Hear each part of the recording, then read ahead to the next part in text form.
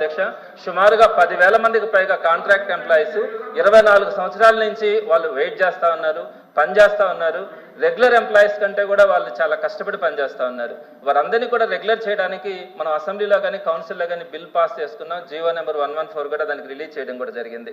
అయితే అందులో భాగంగా లాస్ట్ గవర్నమెంట్ ఒక 3,000 మందిని కంప్లీట్ చేసింది అధ్యక్ష. ఇంకొక 7,000 మంది పెండింగ్ ఉన్నారు. వారందరూ కూడా చాలా మంది కొంతమంది ఈ మధ్య ఆత్మహత్యలు కూడా చేసుకుంటా ఉన్నారు అధ్యక్ష. పెద్ద మనసు చేసుకొని గవర్నమెంట్ ఆ కాంట్రాక్ట్ ఎంప్లాయీస్ పెద్ద శాలరీస్ కూడా ఏం పెరగవు అధ్యక్ష. ఆల్రెడీ వాళ్ళు 57,000కి రీచ్ అయి ఉన్నారు.